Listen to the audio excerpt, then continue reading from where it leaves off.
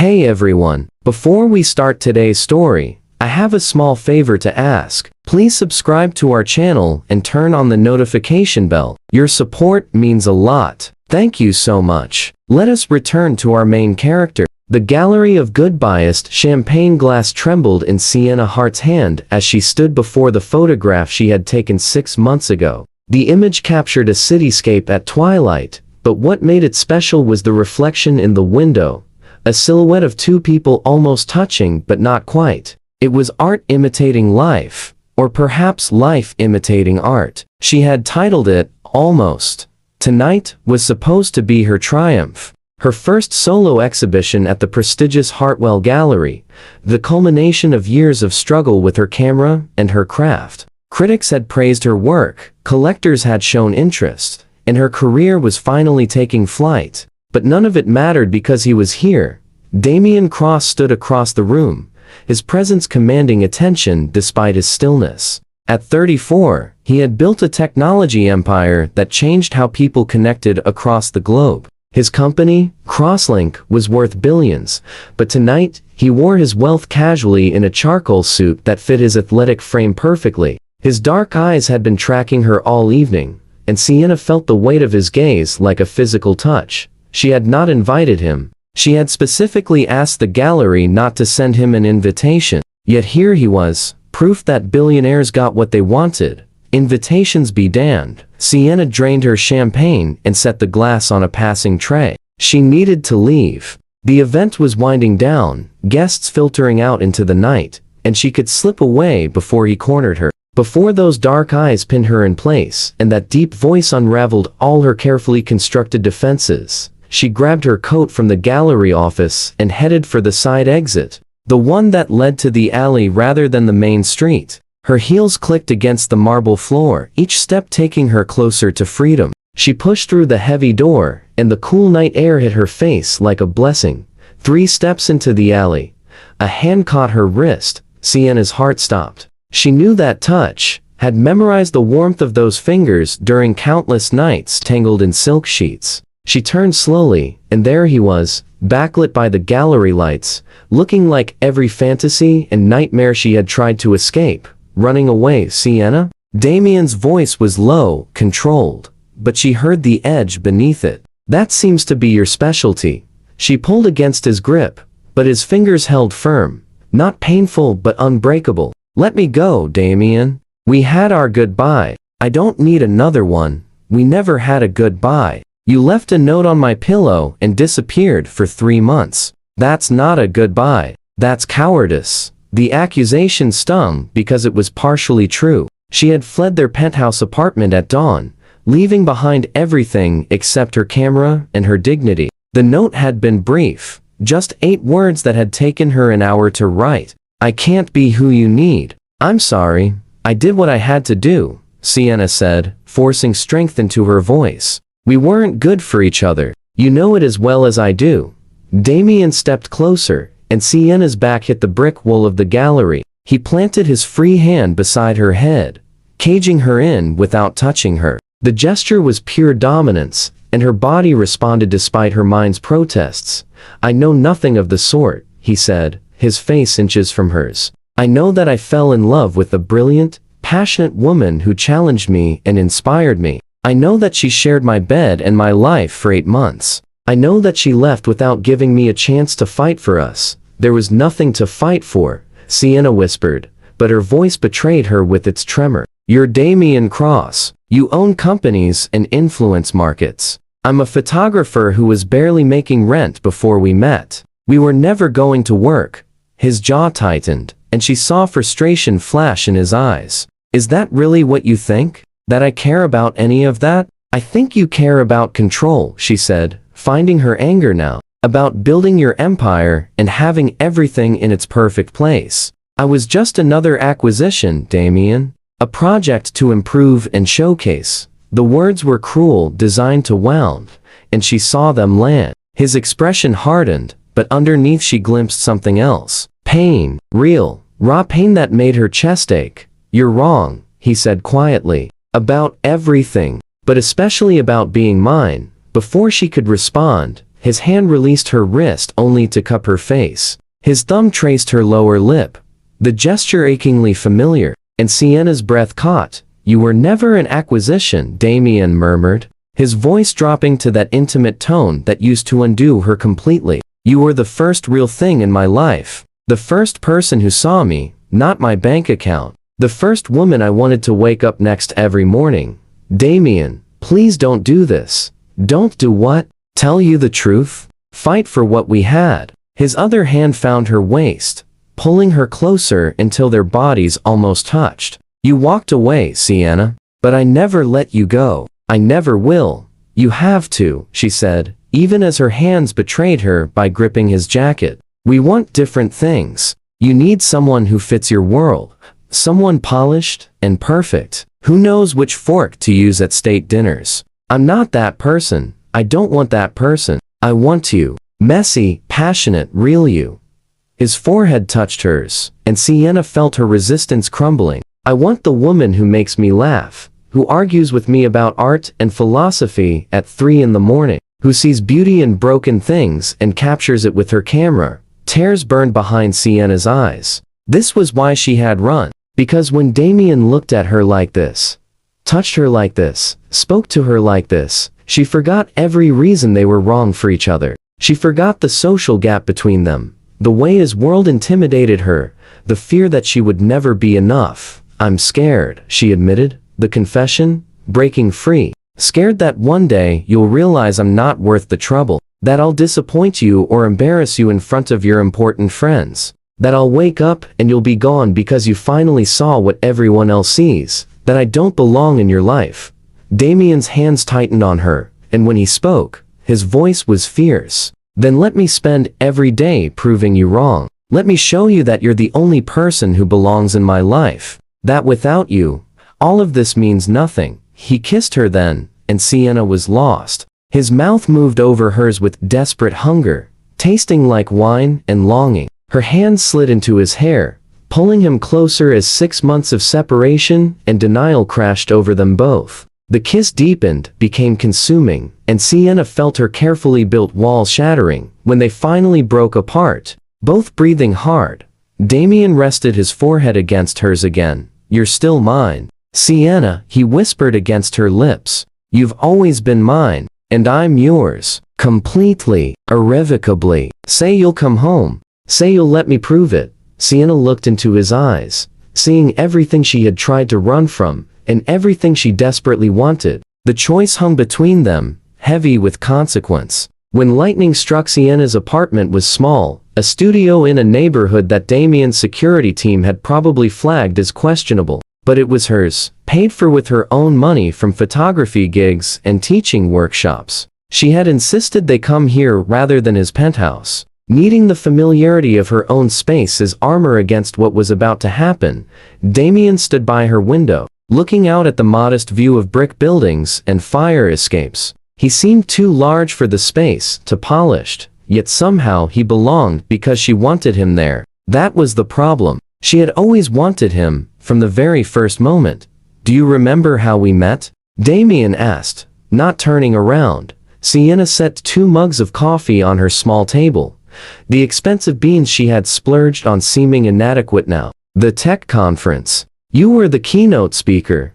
You were taking photos for the event coverage," he continued, finally turning to face her. "I noticed you immediately. You were the only person in that room of 3,000 who wasn't looking at me. You were photographing the audience instead, capturing their reactions," she remembered. The conference organizers had hired her as part of a team to document the event. While other photographers focused on the speakers and presentations, Sienna had been drawn to the faces in the crowd. The excitement, the skepticism, the hope. Human emotion fascinated her more than corporate displays.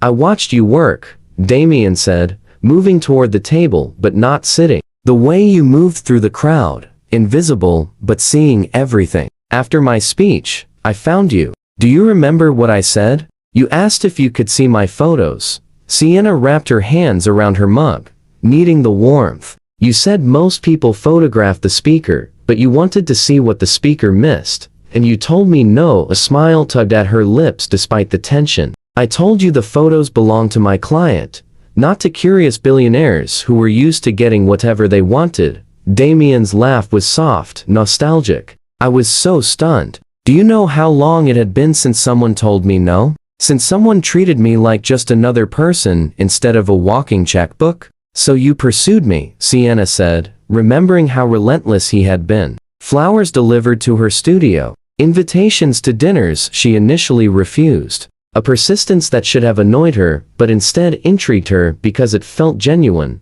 Not entitled. I courted you, Damien corrected. There's a difference. I wanted to know you, Sienna. The woman behind the camera. The artist who saw the world differently than anyone I had ever met. He finally sat across from her, and Sienna found herself caught in his gaze again. Those dark eyes that had haunted her dreams for 6 months. Our first real date, she said quietly. You took me to that hole-in-the-wall Thai restaurant in Chinatown. Your driver didn't even know where it was. You had mentioned it in passing, said it was your favorite place. I wanted to see you in your world, not mine.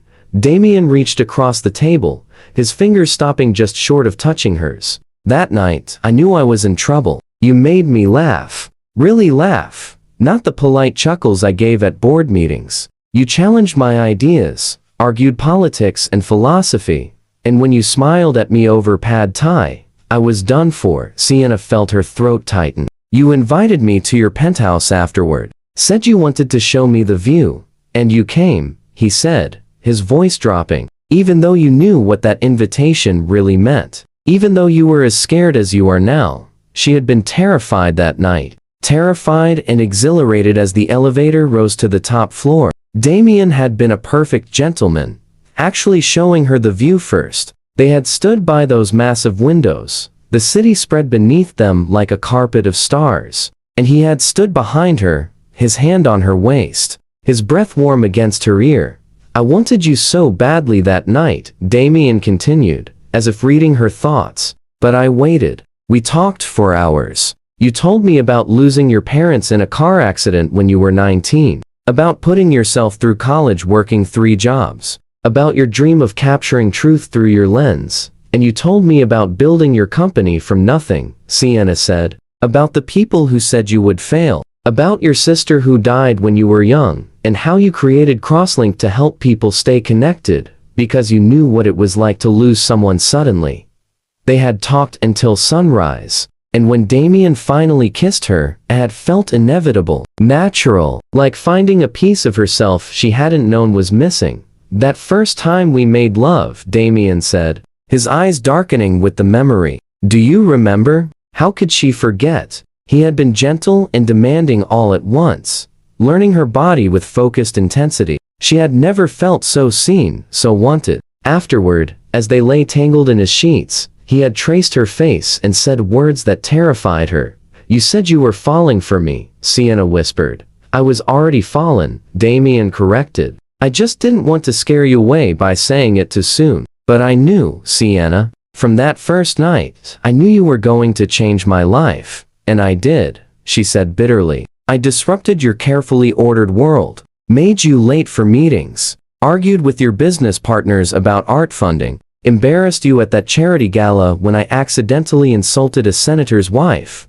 Damien's hand finally closed over hers, firm and warm. You made my life worth living. You made me remember why I started this company, what really mattered. And you never embarrassed me. You were authentic in a world of artificial smiles and calculated words. Do you know what the senator's wife said to me after you left that gala in tears? Sienna shook her head, remembering how mortified she had been. She said you were refreshing, that she wished more people had your honesty instead of kissing her rear end, because of her husband's position. He squeezed her hand. You didn't embarrass me, Sienna. You made me proud. Then why did I feel so out of place? She asked, the question that had haunted her finally escaping. Why did I feel like everyone was watching me, waiting for me to use the wrong fork, or say the wrong thing? Like I was playing dress up in your world, but would never actually belong? Damien stood abruptly, pulling her up with him. His hands framed her face, forcing her to meet his eyes. Because you're in your own head, creating problems that don't exist. Yes. We come from different backgrounds. Yes, my world can be intimidating, but none of that matters, because I love you. Not some polished version of you. Not who you think you should be. Just you. You don't understand, Sienna said, tears spilling over. That night before I left, I overheard your mother talking to her friends at that dinner party. She said I was a phase, that you would get bored of slumming it with the poor photographer and find someone suitable, someone from your world. Damien's expression turned thunderous. My mother said that? She wasn't wrong, Sienna continued. I saw how those women looked at me, how they whispered behind their hands. I was the charity case, the pretty distraction, but never the one you would actually commit to long term. That's absolute garbage, Damien said fiercely. My mother is a snob who measures worth by bank accounts and pedigrees. I don't. I never have. Why do you think I spent my 20s building a company instead of joining country clubs and marrying someone appropriate? He pulled her against him, his arms wrapping around her tightly.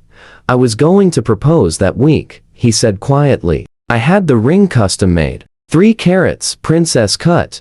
Because you once said you thought princess cut diamonds caught light better for photography. I was planning this whole elaborate proposal at the botanical gardens where you love to shoot. Sienna's heart stopped. What? And then I woke up to an empty bed and a note that destroyed me. His voice cracked slightly. I spent weeks trying to find you, but you had disappeared completely. Changed your phone number. Moved out of your studio. It was like you had never existed. Except I had your photos all over my penthouse and your scent still on my pillows. I didn't know. Sienna sobbed against his chest. I thought I was saving us both the inevitable heartbreak. I thought I was making it easier. There is nothing easy about losing you, Damien said, tilting her face up. These 6 months have been hell. I threw myself into work, acquired 2 new companies, expanded into 3 new markets, and none of it meant anything because you weren't there to celebrate with me, to challenge me when I got too focused on profit margins, to remind me why any of it mattered. He kissed her then, desperate and claiming. Sienna kissed him back with equal hunger. 6 months of loneliness and longing pouring out. His hands slid into her hair, angling her head for deeper access. Her fingers clutched his shirt, pulling him closer until no space remained between them.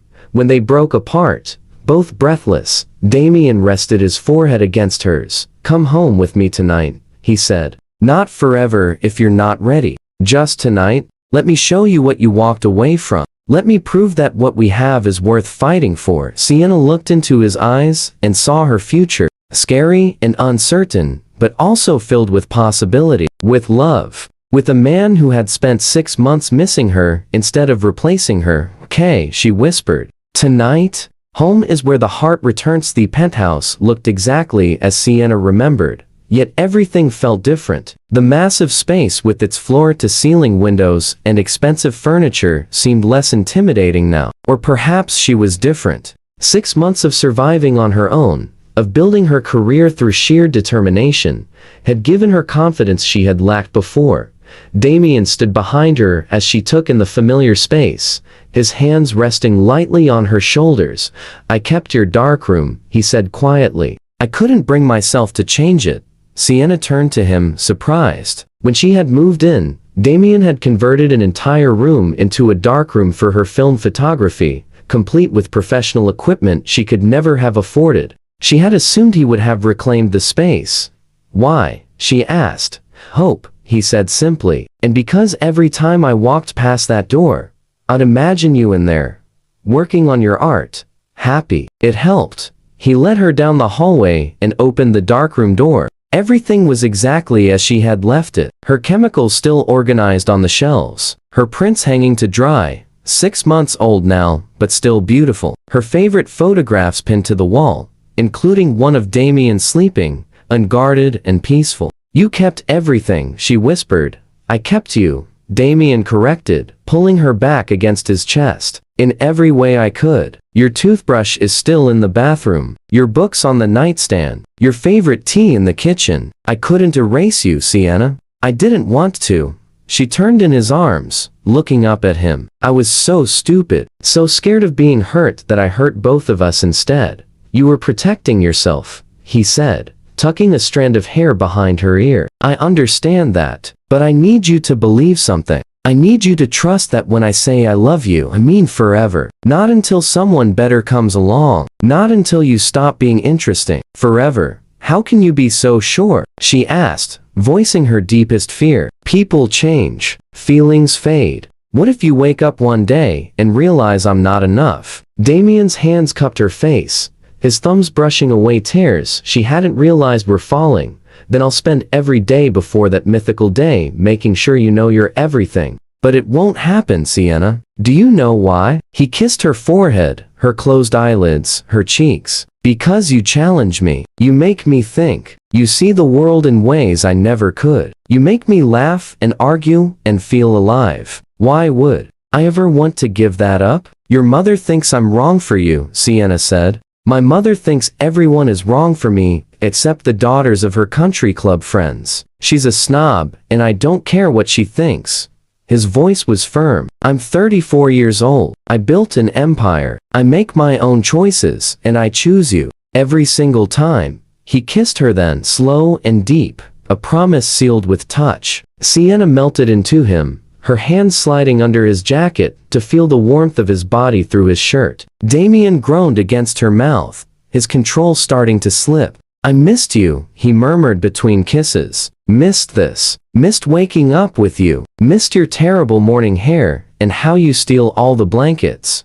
Sienna laughed through her tears. I missed your obsessive coffee routine and how you check your phone exactly 3 times before getting out of bed. I missed making love to you, Damien said, his voice dropping to that intimate tone that made her stomach flutter. Missed learning your body. Missed hearing you say my name when you come apart in my arms. Heat flooded through Sienna's body. She had missed that too. Missed his touch, his passion, the way he made her feel cherished and desired all at once. Show me, she whispered against his lips. Show me what we walked away from. Damien didn't need more invitation. He swept her into his arms and carried her to the bedroom, laying her on the massive bed they had shared for 8 months. The city light sparkled through the windows, casting shadows across his face as he stood over her.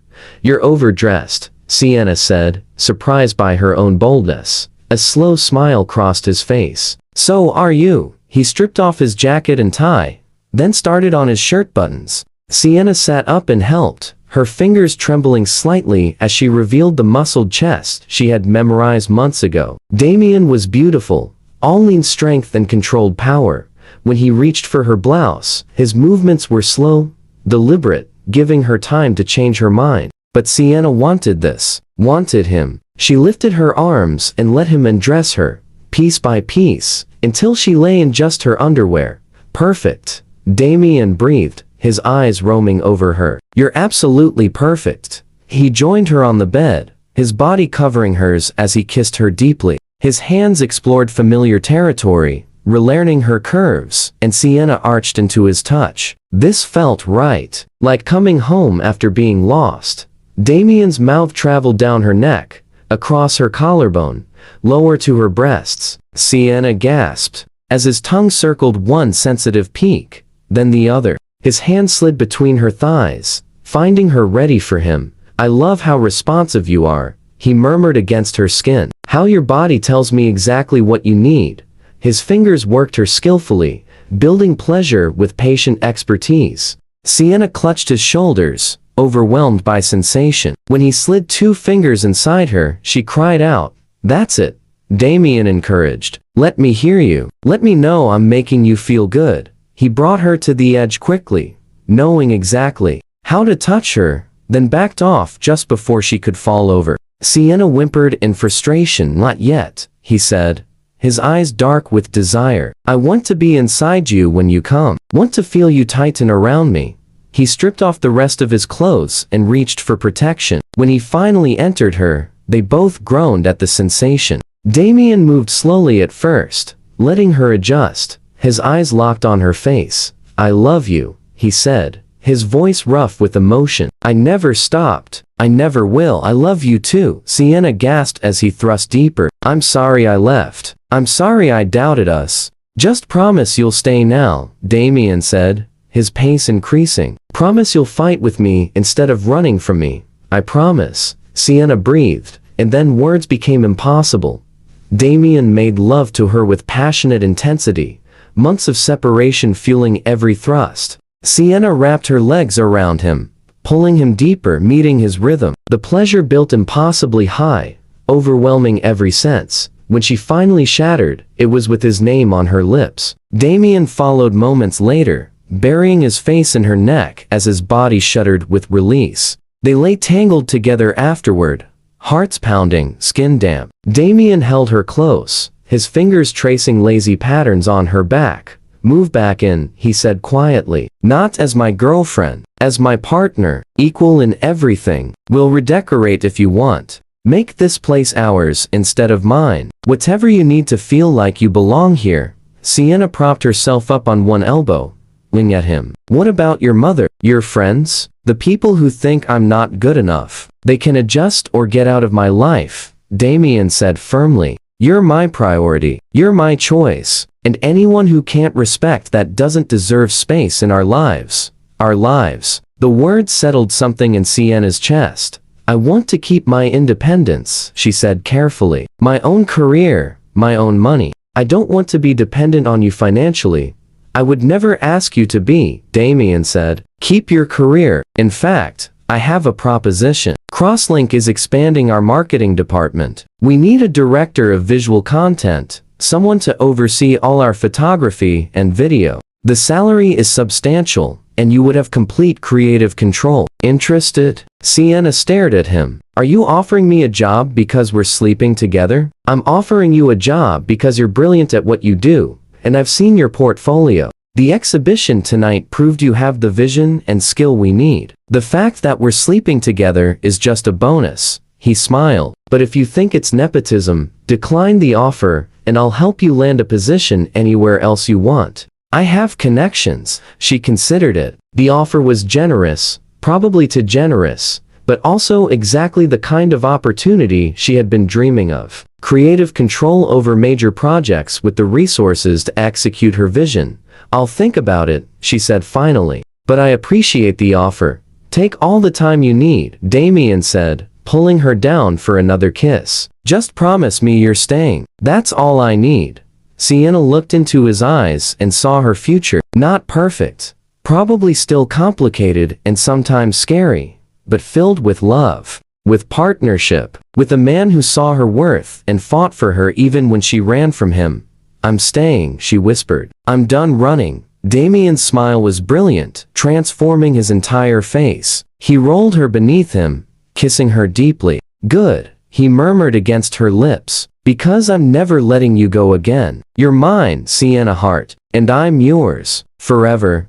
They made love again, slower this time, savoring every touch and kiss. And as dawn broke over the city, Sienna finally understood that home wasn't about social status or belonging to a world. Home was wherever this man was. Home was in his arms, in his heart, in the life they would build together. She had tried to walk away, but he had grabbed her hand and reminded her of the truth. She was his, and he was hers, completely, irrevocably, forever.